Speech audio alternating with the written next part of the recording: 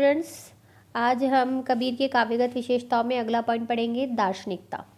दार्शनिकता मतलब कि उनके दर्शन संबंधी जितने भी तत्व हैं उसमें कौन कौन से दर्शन हैं, कौन कौन से विचार हैं जो उन्होंने लिए हैं और किस किस दर्शन से लिए हैं, ये भी हम इसमें पढ़ेंगे।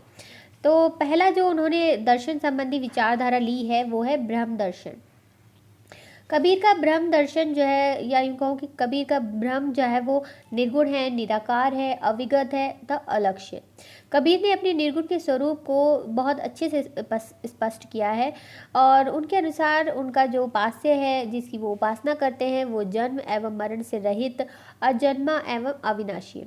उन्होंने गुणातीत ब्रह्म को ही विविध नामों से पुकारा है। उनके राम सृष्टि के कण कण में रस रहे हैं और तुलसी ने जिस राम की उपासना की, कबीर के राम उनसे भिन्न है। जैसा कि मैंने आपको पहले ही बताया कि राम जो है वो उन्होंने ईश्वर, उनके उपास्य का सिर्फ एक नाम है, ये अवतारी पुरुष राम से इनका कोई संबंध नहीं है। तो यहाँ पर जिस प्रकार से तुलसीदास ने जी ने अयोध्या में जन्मे राम की जो उपासना की है, ये कबीर के जो राम है वो नहीं है। कबीर का ब्रह्म जो है वो घट घट में उसी प्रकार व्याप्त है जिस प्रकार पुष्प में सुगंध व्याप्त रहती है। अपने ईश्वर का वैशिष्ट्य भी उन्होंने जगह जगह पे दिखाया है, अपने काव्य में दिखाया है, अपनी साखियों में बताया है कि उनका ईश्वर जो किस प्रकार का है, उसका उसकी एक तरीके से जो विशेषता वो बताना चाहते हैं। साथ ही ये भी कहते हैं कि जो निर्गुण ब्रह्म का जो तेज है, या यूँ कहूँ कि उनकी जो विशेषता है, वो सिर्फ वही जान सकता है जो उसको महसूस करता है। और साथ ही ये भी दिखाई देता है कि कबीर का जो ब्रह्म दर्शन है वो उपनिषदों से प्रभावित है। उपनिषदों ने नेति नेति कहकर उस अविनाशी को की अलौकिकता का प्रतिपादन किया है। नेति नेति का मतलब है जिसके बारे में कुछ ना कहा जा सके, नेति नेति। तो कि जो अब उसके बारे में जितना भी कहा जाए वो थोड़ा ही हो, तो इस चीज़ को हमारी उपनिषदों में भी बताया गया है और वही विचारधारा ऐसा लगता है कि कबीर ने भी अपनाई है। तो दर्शन के क्षेत्र में उन्होंने किस किस विचारधारा को अपनाया है, हम यही पढ़ रहे हैं। तो ब्रह्म के क्षेत्र में उन्होंने उपनिषदों से संबंधित निर्गुण ब्रह्म की उपासना पर अधिक बल दिया है और बताया है कि जो निर्गुण ब्रह्म है वो संपूर्ण संसार में व्याप्त है। और उपनिषदों में भी इसी प्रकार के ब्रह्म का वर्णन किया गया है, जिसके बारे में कहा गया है कि नेति नेति, यानी कि जिसके बारे में और कुछ भी कहा ना जा सके, कहना व्यर्थ रहे, वो इस संबंध के अंतर्गत आते हैं। नेक्स्ट है उनका आत्मदर्शन, कि आत्मा से संबंधित उनका दर्शन क्या है, उनकी विचारधारा क्या है। तो कबीर के दर्शन में आत्मचिंतन को प्रमुखता मिली है। उनका विचार है कि स्वयं को पहचानने वाला व्यक्ति ईश्वर से साक्षात्कार कर लेता है। मन को वश में करने में सभी इंद्रियों का निग्रह हो जाता है। निग्रह मतलब उनका सभी जो इंद्रियां हैं वो भी काबू में आ जाती हैं, कहते हैं। तथा ऐसी साधना द्वारा साधक जो है अपने हृदय में प्रकाशित सहस्त्रार्थ कमल में ब्रह्म में साक्षात्कार करता है। जैसे कि पिछले लेक्चर में आपको बताया था मैंने कि ईड़ा, पिंगला, सुषुम्ना द्वारा जो कुंडलियों को जागृत किया जाता है और जो सहस्त्रार है उसमें एक तरीके से कुंडलियों को जागृत करके ईश्वर का साक्षात्कार किया जाता है। तो वही चीज़ उन्होंने आत्मदर्शन में बताई है कि जो नाथ योगियों की हठ योगिक क्रियाएं हैं उस साधना के माध्यम से ईश्वर को प्राप्त किया जा सकता है। उनका आत्म तत्व जो है वो सर्वव्यापी है, अतः कबीर जो है वो संपूर्ण सृष्टि में अपना स्वरूप देखते हैं, क्योंकि उनके अनुसार ईश्वर और उनमें कोई भेद नहीं है, आत्मा और परमात्मा में कोई भेद नहीं है, इसलिए वो परमात्मा को सभी जगह देखते हैं। और चूँकि आत्मा परमात्मा के का ही एक रूप है, इसलिए वे सभी जगह संपूर्ण सृष्टि में उसी स्वरूप को देखते हैं। नेक्स्ट जो उनकी विचारधारा है वो है आत्मा और परमात्मा की एकता। कबीर का दर्शन चूँकि वेदांत के अद्वैतवाद से प्रभावित है, इसलिए जीव और ब्रह्म की एकता का प्रतिपादन उनके काव्य का प्रमुख लक्ष्य है।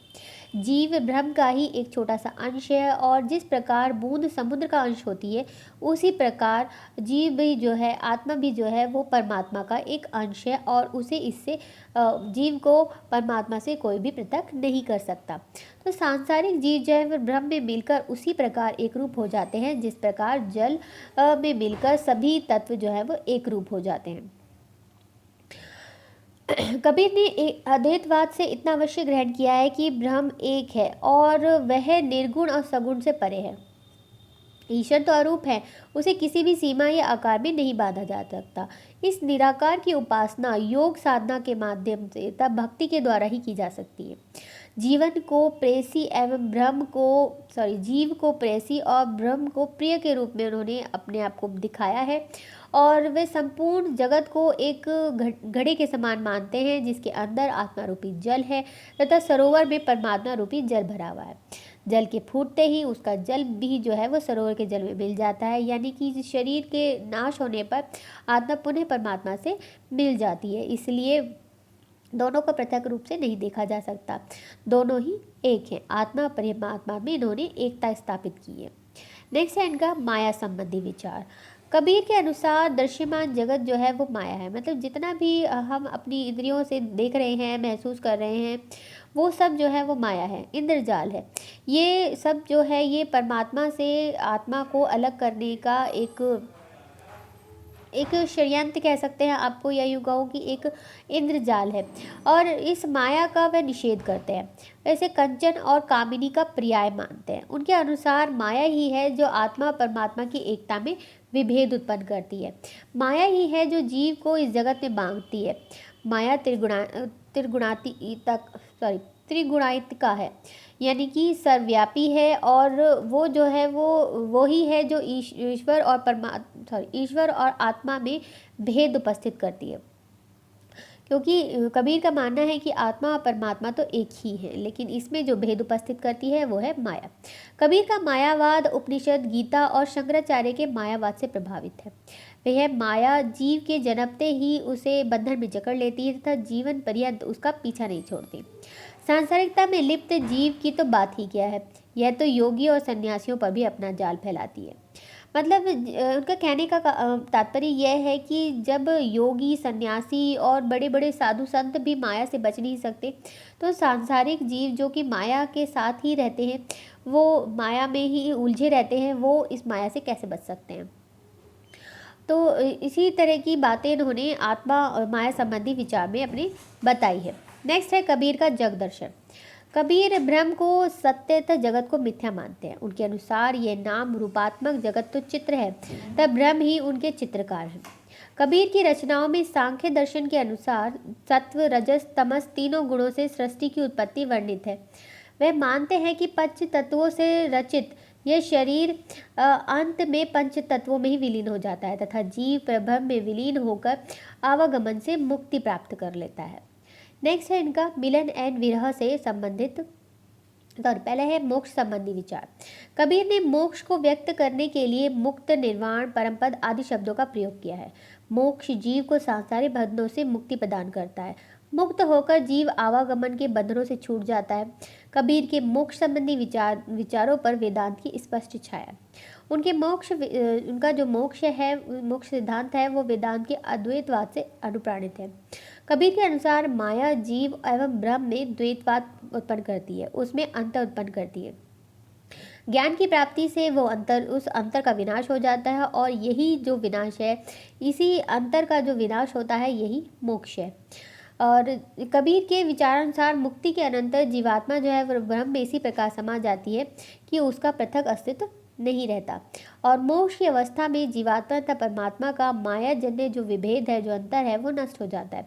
अतः पुनः ज्ञान के प्रकाश से उनका मिलन होता है। इसी को प्राकृतम में हम कह सकते हैं कि मोक्ष हो जाने पर जीव एवं ब्रह्म अर्थात अंश एवं अंशी एक दूसरे में समाहित हो जाते हैं। नेक्स्ट है मिलन एवं विरह की अनुभूति।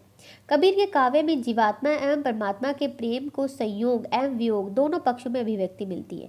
अलौकिकता का पुट होने से इसमें दार्शनिकता का रंग आ गया है। अतः कबीर ने अपने जो विचारधारा है, अपनी जो अनुभूतियाँ हैं, उन्हें मिलन और विरह दोनों ही रूपों में दिखाया है। वियोग की भी अनुभूति उन्होंने दिखाई है और संयोग की भी, यानी कि ईश्वर से साक्षात्कार की भी अनुभूति उन्होंने अपने काव्य में दिखाई है और साथ ही विरह से संबंधित अनुभूतियों को भी उन्होंने दर्शाया। कबीर कहते हैं कि जो जन्मरान से बिछुड़ गए हैं वे कभी कहीं सुख प्राप्त नहीं करते और कबीर की इन विरह व्यथाओं की मार्मिकता उन्हें दार्शनिक भक्त कवि के रूप में ही निरूपित करता है। तो ये थे इनकी दर्शन से संबंधित विचारधारा। अब बात करते हैं इनकी भक्ति से संबंधित। तो कबीर का जो ज्ञान वाक्य है वो ज्ञान भक्ति से ओतप्रोत है। काव्य में ज्ञान की प्रधानता के कारण उनका मस्तिष्क और हृदय का सुंदर समन्वय हुआ है। कबीर दास जी को जिस मत का सिद्धांत अच्छा लगा उसे उन्होंने अपना लिया। स्वामी रामानंद से भक्ति भावना, इस्लाम के एकेश्वरवाद, बौद्धों के अहिंसावाद, वैष्णवों के अवतारवाद, नाना पंथ से हठ योगवाद, सूफियों के प्रेम भाव से समन्वय स्थापित किया। उन्होंने गुरु को सर्वोपरि माना और सदगुरु के महान उपदेश से ही भक्त को परमात्मा के द्वार पहुंचा सकते हैं, ऐसा उन्होंने कहा। यानी कि भक्ति के क्षेत्र में उन्हें जिस विचारधारा से जो अच्छा लगा वो उन्होंने उठा लिया और उसी के अनुसार उन्होंने अपने एक तरीके से अपनी एक विचारधारा बनाई और उसी का उन्होंने अनुसरण किया है। नेक्स्ट है समन्वयवाद। समन्वयवाद जैसा कि अभी मैंने भक्ति में बताया कि उन्होंने जिस भी विचारधारा से उन्हें जो भी अच्छा लगता है वो उन्होंने उठा लिया। उन्होंने हर एक विचारधारा से जो भी अच्छे विचारधारा उन्हें लगते थे वो सब एक जगह इकट्ठे करके उन्होंने एक तरह से समन्वयवाद किया। सभी विचारधाराओं में समन्वय स्थापित करने की कोशिश की। उन्होंने बताया कि हिंदू और मुस्लिमों को एक साथ समन्वय करके रहने की आवश्यकता है। उन्हें जाति पर या वर्ण व्यवस्था पर उन्होंने पूरी तरह से कटाक्ष किए हैं और उनका विरोध किया है और इसीलिए उन्होंने समन्वयवाद पर अधिक जोर दिया है। नेक्स्ट है रस।